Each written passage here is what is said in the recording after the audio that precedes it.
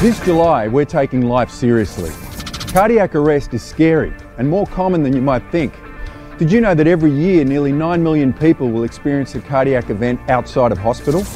Would you know what to do? I'm Australian actor Steve Bastoni, and I'm urging everyone to learn CPR as part of our Don't Die July campaign. Visit don'tdiejuly.com and sign up today, because you can't put a price on life.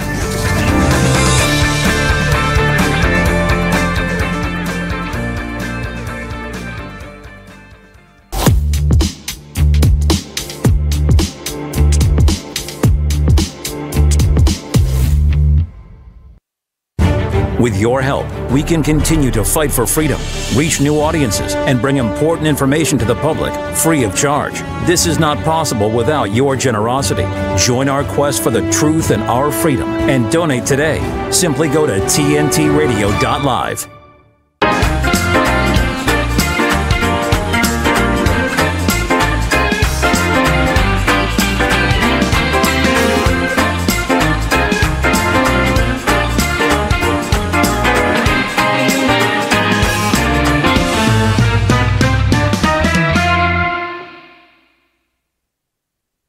Good morning, good afternoon, and good evening, world. And welcome to The Gospel According to Dr. Roger with me, Dr. Roger Guillois, coming to you from TNT, the show where we bring you the final word on everything in politics and world affairs each week. And each Sunday, my guests and I will pour through the defining moments of the previous week as we seek to hold to account the powerful in the court of public opinion. Today, I'm joined by two very illustrious guests. We've got Pippa Bartolotti, who is the former leader of the Welsh Green Party and contested the last election as an independent, and Noel Wilcox, who stood as a Reform Party candidate in Hemel Hempstead during the last general election. He came to attention when he won a landmark ruling over the ULEZ laws, which is the latest non-pollution, net zero carbon laws imposed at great objection by our mayor here in London, Sadiq Khan, and he won. And now he's looking to take Transport for London to court over the whole legality of the scheme, but I'm sure we'll touch upon that more. Good morning, Pippa. Good morning, Noel.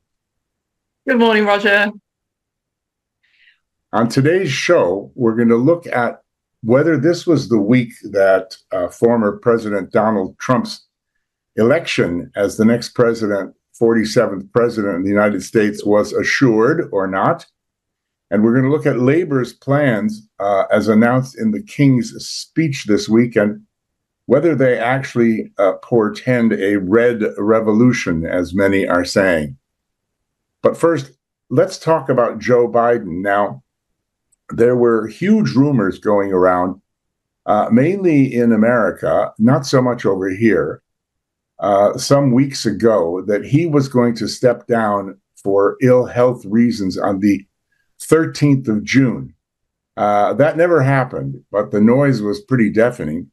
And of course, the noise is 10 times, 100 times louder in the past few days, including this time on this side, on our side of the pond, that he is going to step down this weekend by tonight, United States time, ET, Eastern time.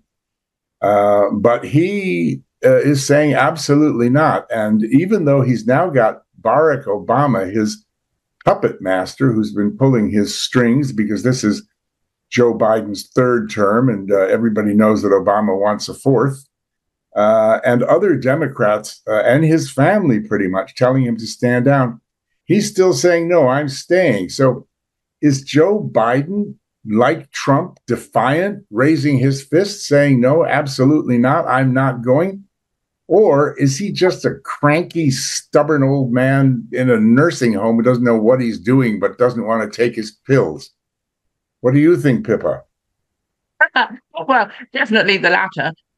Got a bit of the former as well. I mean, he is a nasty, stubborn old man who has clearly lost the ability to think and act as clearly as one would hope, because it's not just the presidential election coming up. It's President of the United States right now. I mean, this is, the leader of the so-called free world. Goodness gracious me. I don't know how the American people put up with it. I really don't. I do spend about half of my life in America, actually. So I see it through that prism as well as from a European prism. And, half of America is actually terrified that Trump's going to get in, and that they would support a character like, El Cid, propped up with a stick in his back, riding through the election campaign rather than vote for Trump. So there's a lot of conflict. Politics has become so rancorous and divisive in America now that it's the fear button every time. It no longer are we worrying about, the attributes of each individual candidate. It's the fear of the other one. And that is, it's dragging America down. Right. Noel? Do you know what? On this, I'm actually going to agree with Pippa on a lot of those points that she's just raised. Predominantly, yes, on the basis when Trump was originally elected, the American people had to choose between Donald Trump and Hillary Clinton. So I do agree with her. It's exactly the same in the general election that we just had here. Who's going to be worse or who's going to be better? You're not actually voting for somebody who you think is going to take your politics forwards, take your country forwards, or indeed even their mandates. So I do actually agree with kind of like here. Exactly. I mean, just with the general election here, particularly us at Reform, what we saw was everybody was saying a vote for you is a vote for Labour. That's no way that a voter should have to make a decision. Regarding Joe Biden, I mean, he's making mistake after mistake after mistake, and I actually pity the man. He's up there on the world stage. He is the president of the United States of America. The country is in the most terrible state. Migration has absolutely spiraled out of control. We're also seeing across the world very, very serious problems that I just do not see an actual end to. So what's going to happen? That's my question. What's going to happen with Biden, do you think? Well, I should imagine he'd hang on. I'm sorry. Go ahead, Noel. You go first. I think the right thing to do, if we put everything to one side about him being the president, I think the humane thing to do is actually for Biden stand down. Clearly, yeah, but what do you? I'm sorry to interrupt. What do you think is going to happen? Sorry, with regards to what? Joe Biden, is he going to stay? Is he going to go? Is he going to remain the nominee? And even if he stands down as nominee, is he going to remain president until January? I think he will remain because he's been very, very defiant. So I think that he will remain in office until January. Yes, I do think so. Against all the advice, against all of the public pressure that he's receiving at the moment, and will he stay? I'm sorry to cut over you. I'm just because I know that we're conscious of time. And is he going to remain a candidate as well, or just stand down as a candidate and stay as president? Try to stay as president until January? I think what will happen is with Joe Biden, I think he will stay as the president, and then I believe that he will stand down when he loses this election. You mean loses the Democratic nomination? No, when I believe that Trump is going to get in, and I think when Trump gets in, then I believe then that Biden will stand down and there will be a new candidate that takes over. Right. Okay, Pippa, what do you think? Will he remain as the nominee, and will he remain as president, or try to? I think he'll probably wait until after Netanyahu's visit that's on this Wednesday coming, actually. I think that's a a big moment for him. There's going to be an awful lot of protests about that in America. To have such a genocide enabler meeting another genocide enabler in DC is cause for so much concern. I think he'll wait until after then. His mental and physical decline is evident on a daily basis. We see him going downhill, and whether he gets the odd performance enhancing drug to help him through the interviews or not, he's not handling them well. There's a good chance he will stand down. No, I think there's a good chance he will stand down, but there's a lot in the mix, like the funding, for example, cannot be passed to another nominee, could possibly be passed to Kamala, who I would love to support as a woman, but she seems to be a bit of a lightweight, to be honest, and I'm not sure how good she's going to be. And in any case, November the 4th is the election time, and yeah, of course, Trump's going to win. I mean, he's chosen by God now, isn't he? So, November the 5th. November the 5th, actually, Guy Fawkes Day. Let's move on to President Trump. What do you think, Pippa, would have happened if he'd been killed? What kind of world would we now be living in?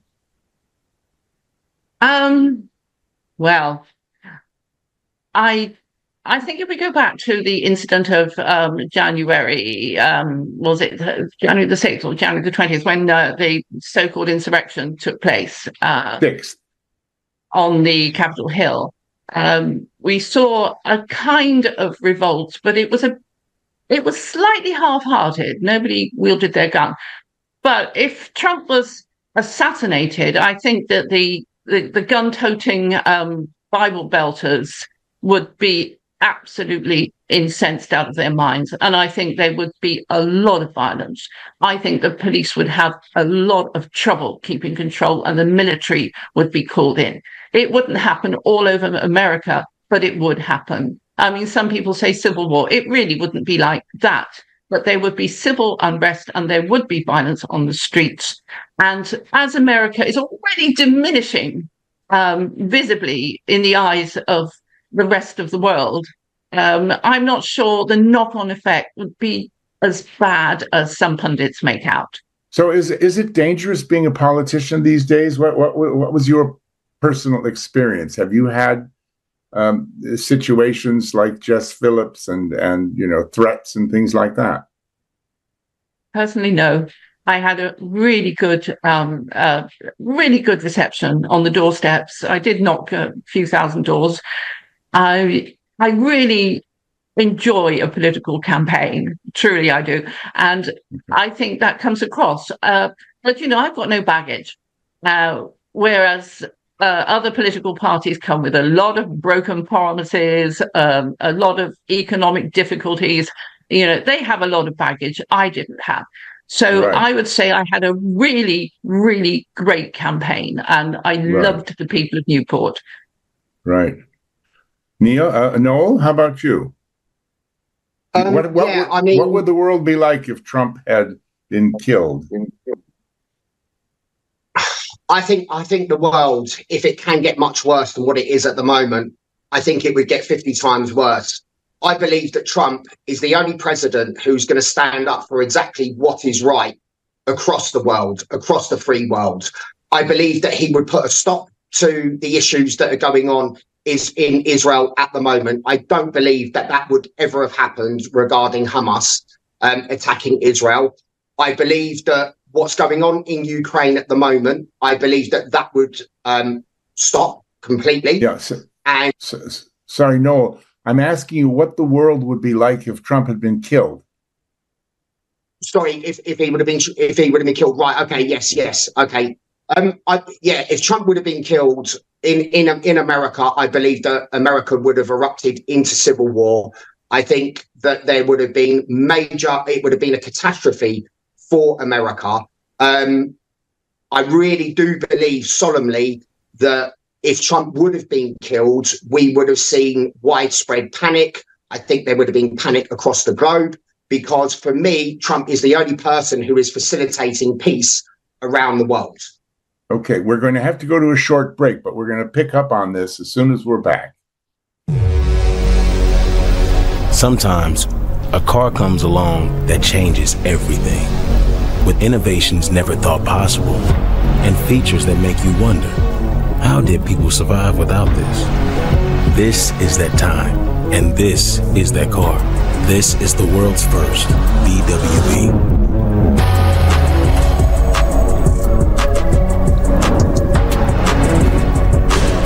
Equipped with transparent doors to eliminate reasonable suspicion, whatever that means. A 10 and 2 steering wheel that keeps hands visible at all times. We remove the glove box so there's no confusion about what the driver is reaching for.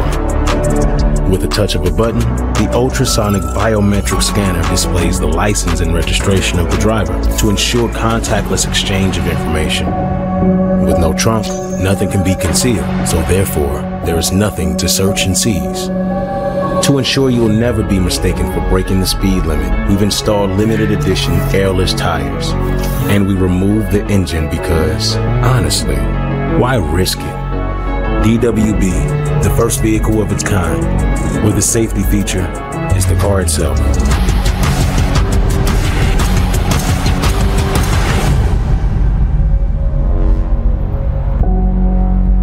I have a feeling these are the suspects in question. The two occupants look like the people involved in the armed robbery. I'm approaching the vehicle. Request backup. The driver matches the description because of the wide-set nose.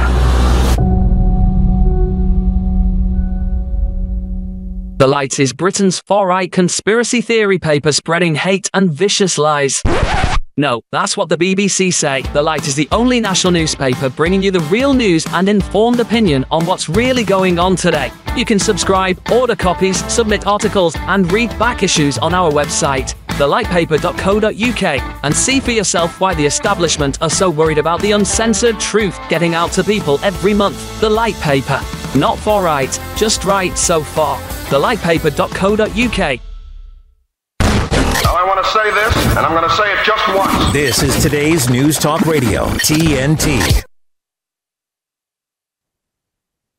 Welcome back to The Gospel According to Dr. Roger, with me, Dr. Roger Gewolf on TNT, and my two guests, Noel Wilcox, the former Reform Party candidate for Hemel Hempstead, who was victorious in his single battle against Sadiq Khan's evil ULEZ scheme, which has brought London to a standstill in some places, and Pippa Bartolotti, an independent politician who was formerly the leader of the Welsh Green Party. And we're discussing the assassination attempt of President Trump, Joe Biden, and Noel and I, just before the break, were discussing what the world would be like if Trump had been killed. And Noel moved on to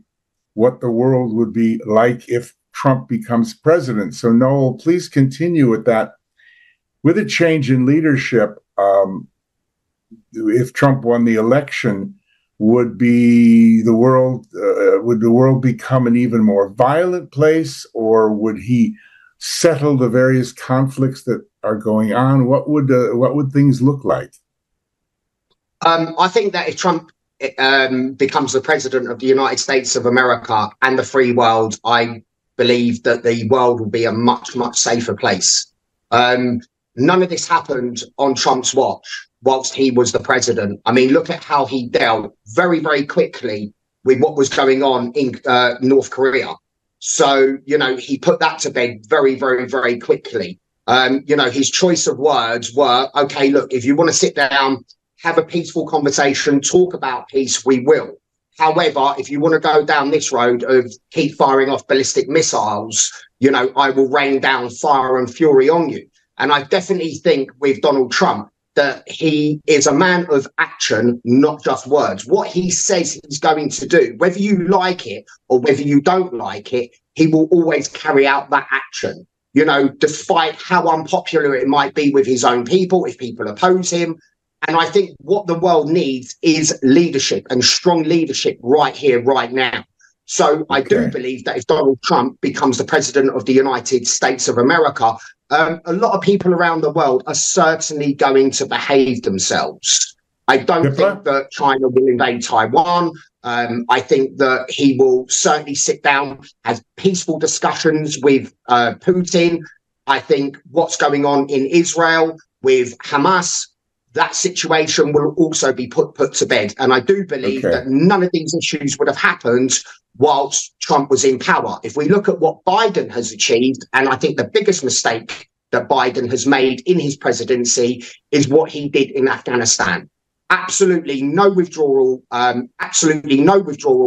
process whatsoever. He removed the troops from Afghanistan on his order, and look at the carnage that was left behind. I don't know what sort of message that was to other world leaders.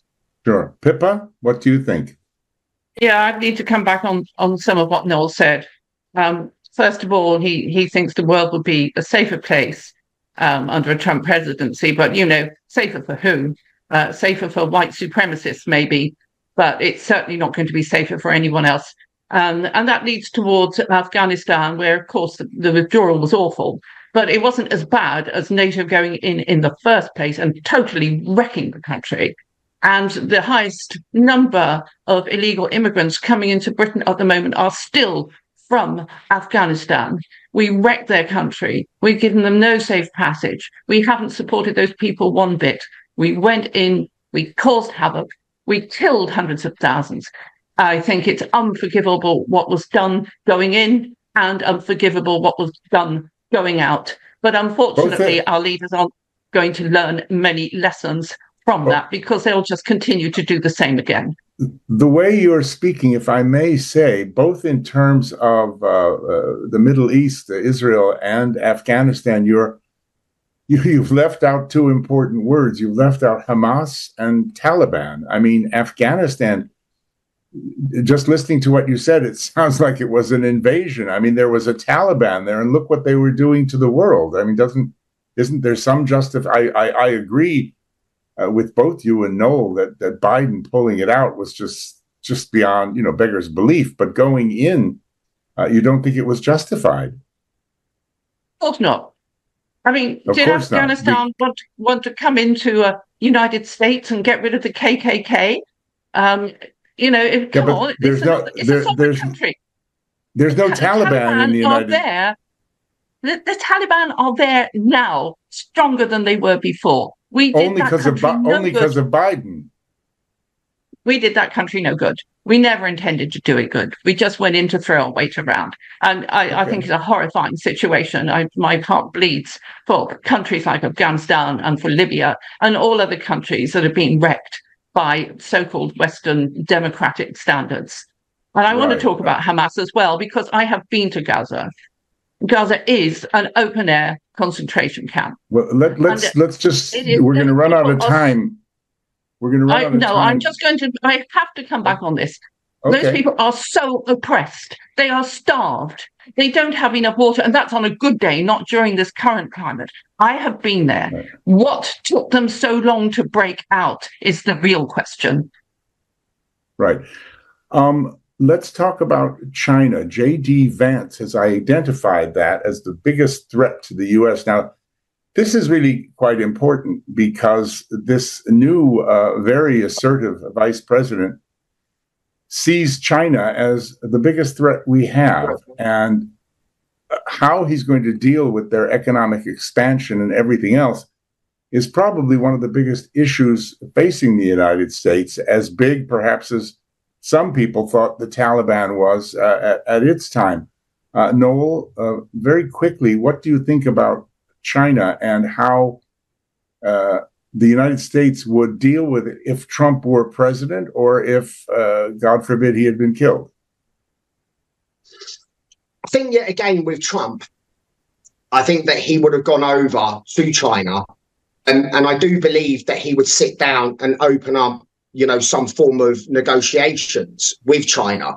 I do believe that when Trump was in office, that what he had a major problem with is that with the trade deals that were going on with China that were allowed to go under Obama, what he was doing, what America was not seeing the benefits of these trade deals. So, yes, I do believe that if Trump comes in, he will go to China. He will sit down. He's a very good negotiator, Trump. You know, he's a great businessman. He secured deals, you know, throughout his whole life. And he became what he did by doing that. And I think he would go over there with a business approach. And I believe that he would open up negotiations with China. They would see his point of view, that any trade deals that were going to go on, that obviously America would have to benefit from it. That's why he imposed the sanctions that he did on China when he became president. Okay. Pippa, let me ask you a question about J.D. Vance, if I may. The potential hillbilly vice president, as they're calling him. Will he be the champion of the working man? And do you think if he becomes vice president and takes the stances that he's talking about, that he'll be challenging the elites? He's bought into the elite. That's how he's got so far as he's got. And he really ought to do something about that right arm salute that I've seen him waving at the convention. I think he's totally bought into the neocon system. I think the propaganda machine will continue to say he's a champion of the working man, but this really isn't going to be true. He's of the machine, just like they all are. I feel that he's a strong candidate, and you know, from Trump's perspective, with Pippa on that was not a pot shot at Donald Trump. I mean, that was a clear assassination attempt to take Trump's life. I do believe that J.D. Vance, I do believe that, yes, he is a champion of the working class. You know, he has served in the military. He comes from that background, very similar to myself. I speak on behalf of real people. That's what J.D. Vance does. He speaks on behalf of the real people, and he carries those messages forwards. And when you bring those messages forwards from real people who are under the oppression from the state and all of the issues that come with it, that's when you face all this racist rhetoric that comes all of your way, because you're going against the narrative. Let me ask you a direct question, if you don't mind. You're a man of strong opinions. Why do you think it is that you weren't elected for the Reform Party at the last election?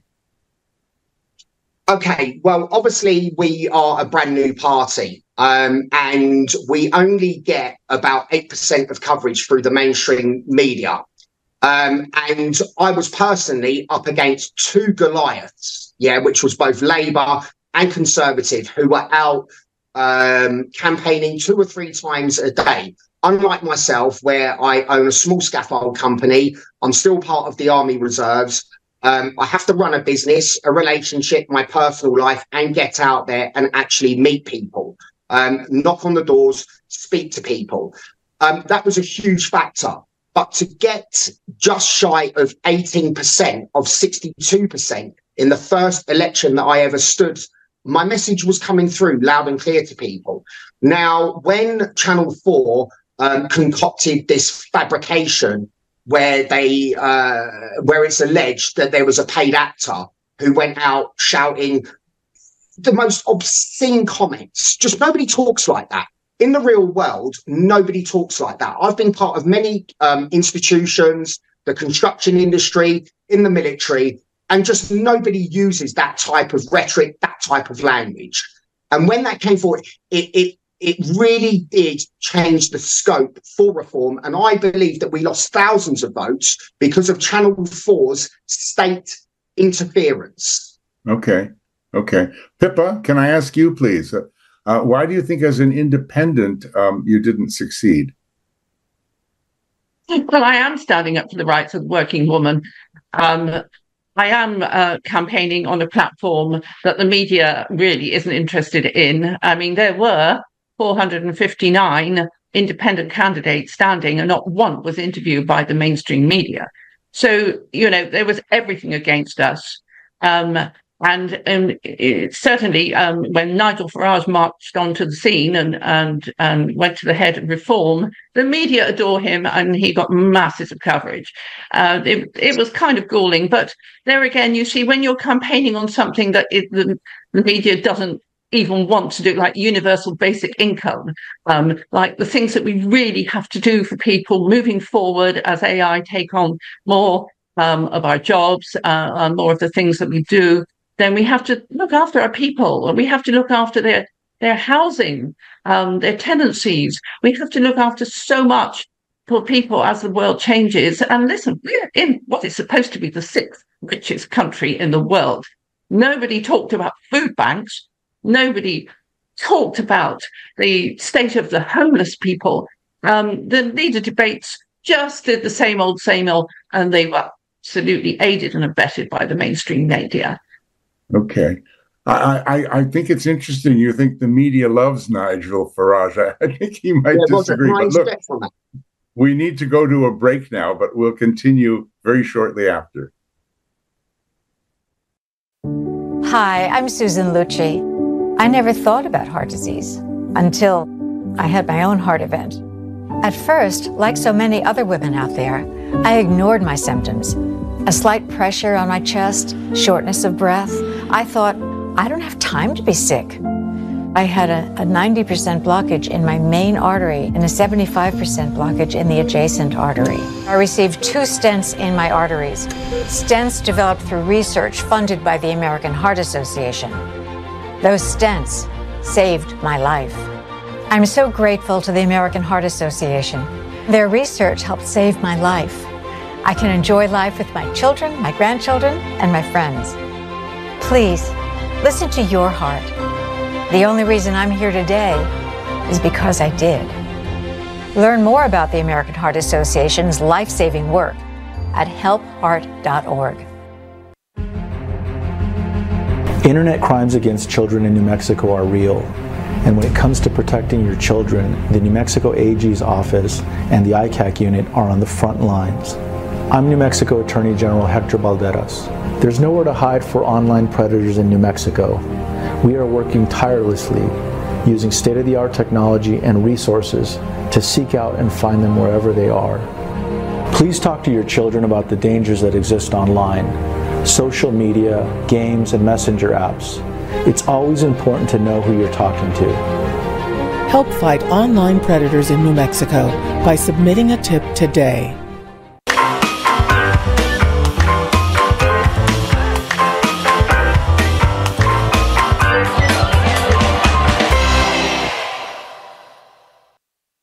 Welcome back to the world of the Gospel According to Dr. Roger, with me, Dr. Roger Gewolb, and my 2 guests, Noel Wilcox and Pippa Bartolotti. As winter settles in, that's in Australia, of course, as summer settles in here in the West, the Don't Die July campaign reminds us that safety never takes a holiday. Heart attacks happen more frequently in summer and winter, it says, claiming the lives of people and claiming the life of one person every 12 minutes in Australia, for example. That's pretty shocking. So embrace the season with peace of mind. Explore the don'tdiejuly.com website today and make heart safety a priority for you and the whole family. Sign up today. Visit don'tdiejuly.com to find out more about this initiative. CPR, learn CPR, folks. It saves lives. So we're going back to the subjects that we were discussing, and we were just finishing up really talking about J.D. Vance. And Noel, you had some interesting thoughts about him. Yes, I did. Like I said, I compare myself very similar to J.D. Vance in terms of, he was in the military. He comes from a working class background, very similar to myself. I grew up on a council estate, and I understand the problems of real people. And the points that I was making was that when you carry that message forwards, that's outside of the state narrative, people automatically want to attack you. Right. So how do you think he will fare? I definitely think that JD Vance, I think that he is the right man for the job. I think as the vice president, I think he will do an absolute stunning job under Donald Trump. Pippa, what do you think about JD Vance?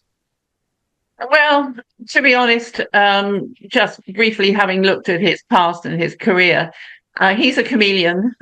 He seems to have changed his colours as he's gone. He was a great opponent of Trump not so long ago, but he's seen which side his bread is buttered.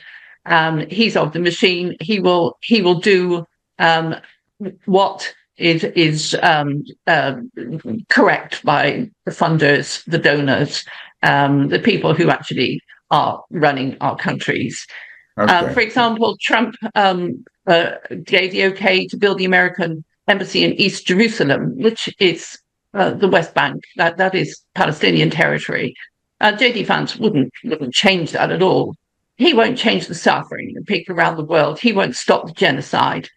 In fact, he will probably continue to fuel and fund it, just like all American presidents and regimes have done so far since 1948. Right. So I think the chances of anything different coming out of JD Vance in the medium term anyway are quite remote. I'd love to be surprised. Believe me, I would love to be surprised. And, going back onto the previous Trump presidency, Trump was very fond of sanctions, less fond of war. But the sanctions killed as many people.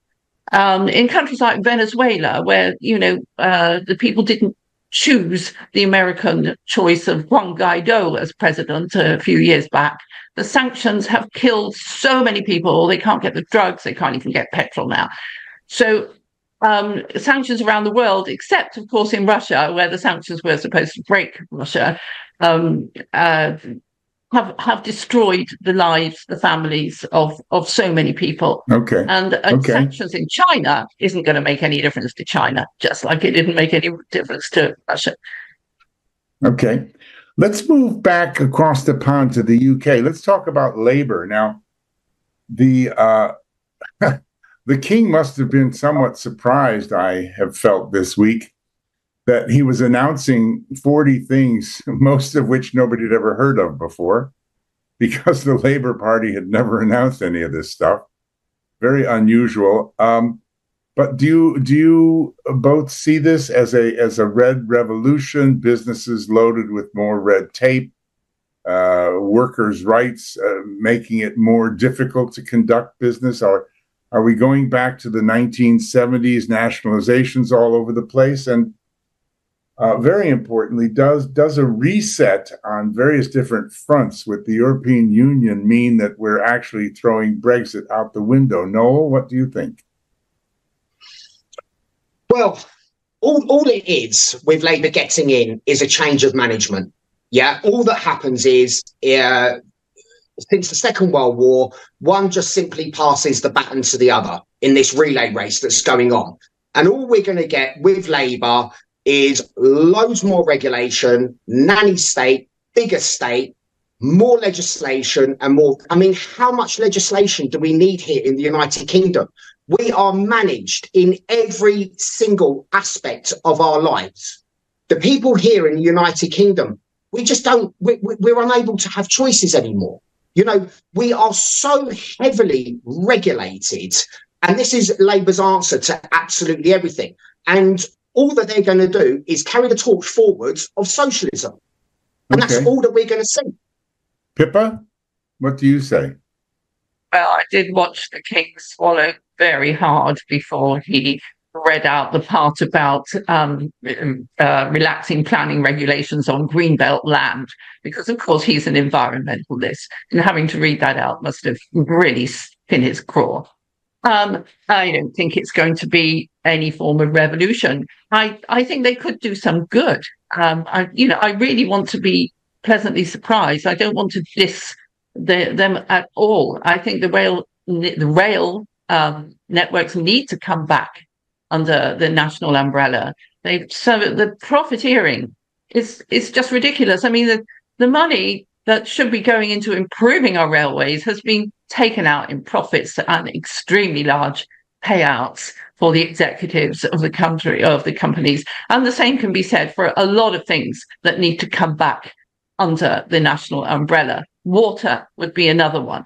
The NHS, I fear for at this moment, as I fear for increased privatization. And having lived in the US for a while, I know exactly what a private healthcare system feels like. And I would tell you, it is awful compared with the NHS. So nothing about protecting the NHS, I'm sorry to say. The Chancellor has announced that there will be above average pay rise, above inflation pay rises for public service workers, which is fine, but she hasn't announced where the money's coming from. And so until we can join all the dots, we can't really speculate on what the outcomes of this are going to be. I think getting closer to Europe is important because it was a very key trading relationship. And if we don't have the same standards as they do, they won't buy our stuff. So do you think we'll move back into the EU? Not.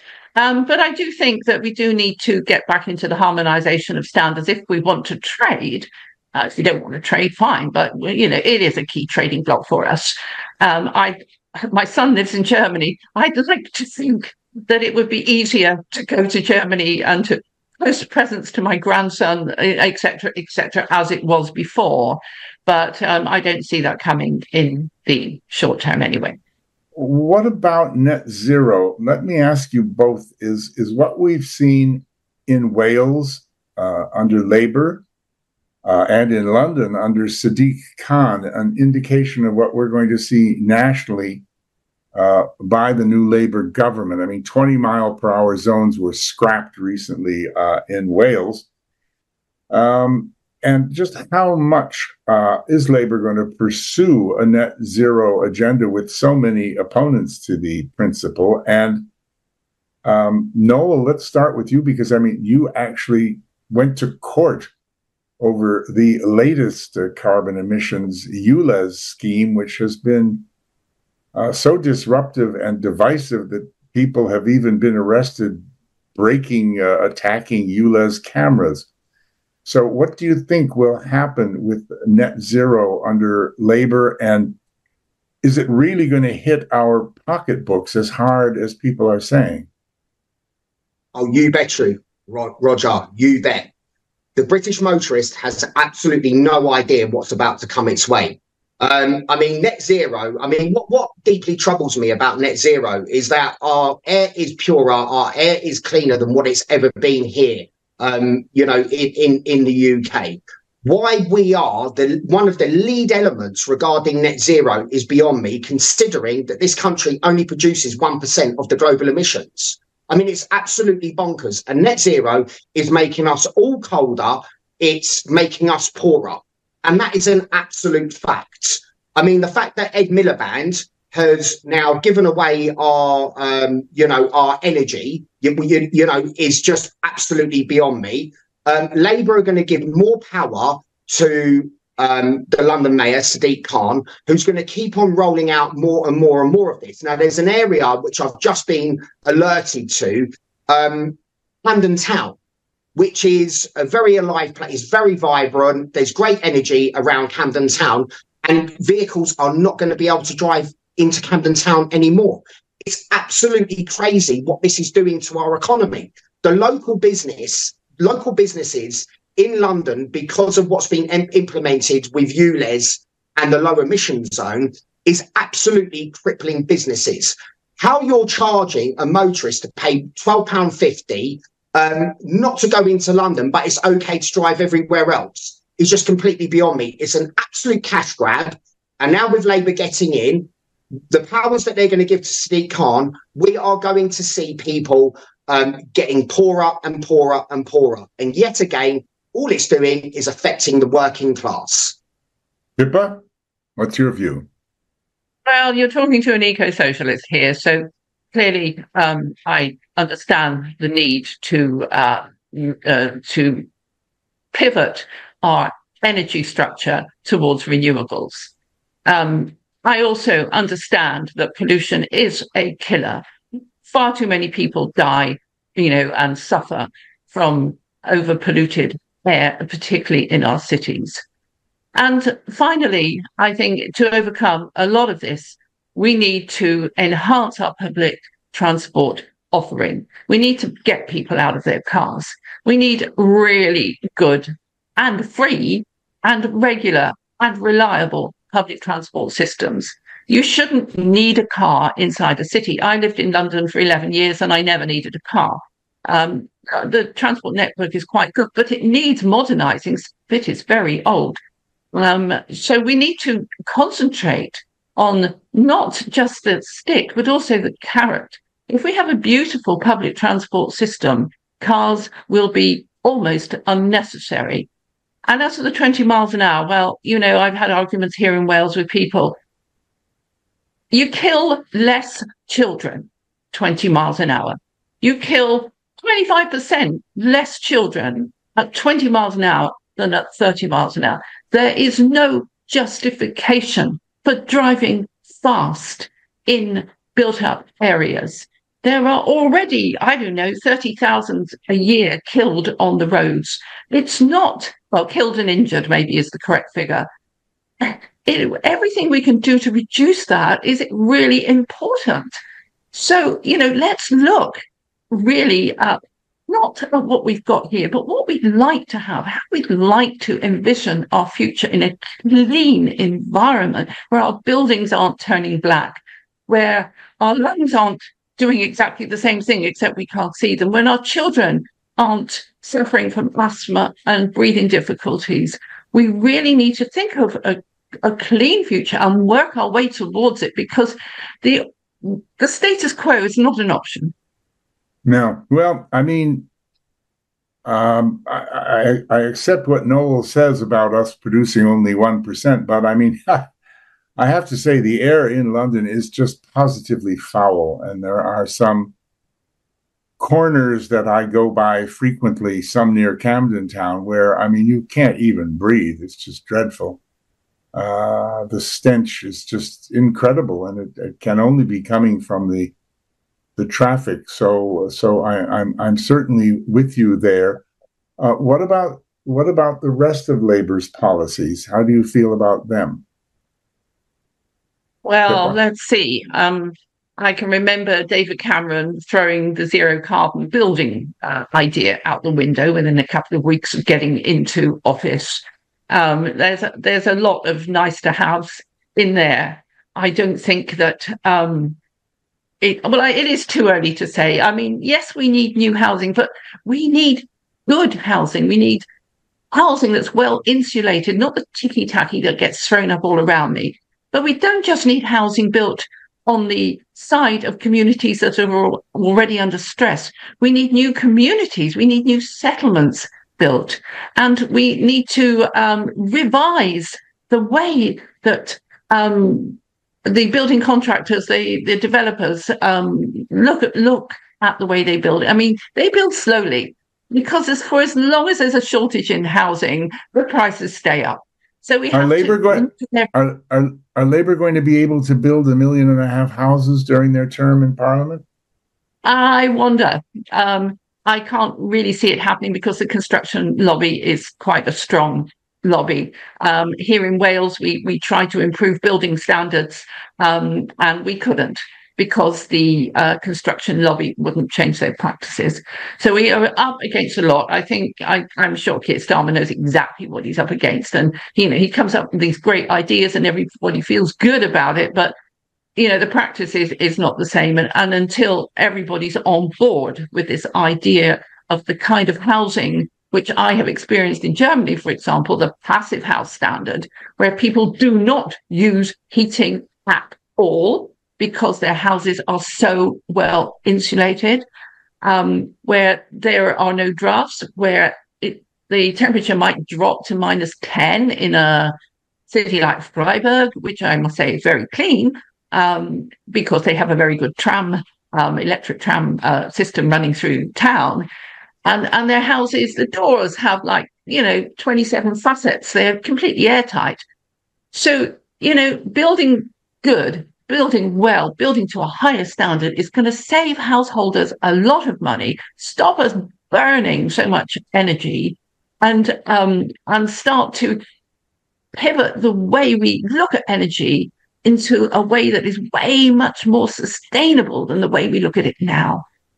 Good. Very well said. I'd vote for you on that issue, at least. You asked if we could please talk about NATO. So in the very few minutes we've got left, and I'm going to have to limit you, I'm afraid, to really, short bursts. Let me start with Noel. Noel, give us all a short burst on NATO, please, before we go to Pippa. Okay, I mean, obviously NATO is there to protect other countries who sign into it. And me being part of the military, just to give Pippa just a bit of a heads up, out in Afghanistan, it was actually ISAF, which is the International Security Force that was in Afghanistan. NATO kind of commanded ISAF in, I think they came in about sort of 2003. Noel, we've got very limited time. Just tell me your view about NATO, please. Right, okay. NATO, I think, is a great idea. That's what I believe. I believe that NATO is a fantastic idea. The only thing with NATO is we should not be dictating or pushing up to people's borders. That's what we should not be doing. Okay. Pippa, over to you. Certainly, we don't need to be pushing NATO up against the borders of Russia. It's such a silly idea. And hundreds of thousands of people are dying because of this silly idea. But NATO is not a defensive force. It's just a defensive force, but it's quite aggressive. It's asking the UK to put 2.5% of GDP every year into NATO, which is essentially to buy American equipment. And that 2.5% equates to about 57 billion a year. Thank you. We still have food banks. Join the dots. It is a very expensive organization. Trump is not too keen on NATO, and neither is it too keen on prolonging the agony in Ukraine. And I think that the European leaders are probably clutching their pearls at the thought of a Trump presidency, particularly with relation to his views on NATO.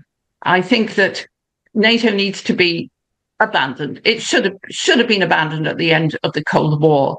And it is just becoming more and more powerful, feeding the military-industrial complex, and the profiteering that goes on there and the subsidies adds up to another few billion a year, I can tell you. So you're advocating that we cut back on our defense spending and abandon NATO and to defend the United Kingdom on our own against the threats of Russia, China, Yemen, North Korea, Iran, etc., the Axis, as they call it now. What have these done to us? I'm sorry? What have these countries ever done to us? Apart from trade with us? Iceland is a tiny little island. Of course, we should have a defence. I'm not saying we don't have a defence. And the NATO money is on top of what we spend on the defence we already have. But really? Is Russia threatening Britain? I'm sorry. Can I just make a point here? Our military has been absolutely decimated, and I mean decimated. I'm still part of the Army Reserves. We are undermanned, we are underfunded. The vehicles, the equipment that we're using is just absolutely substandard. And Pippa wants us to leave NATO. Absolute insanity. If we left NATO or disbanded NATO, we are completely on our own. Maybe people might want to think. Okay, I'm going to have to stop you there because we're out of time, guys, but very well done. It's been a great pleasure. Thank you for watching. We'll see you again next week. This is The Gospel According to Dr. Roger. I'm sorry we have had to cut things short, but there's so much to talk about with two such great guests with great opinions. See you next week. Thank you so much.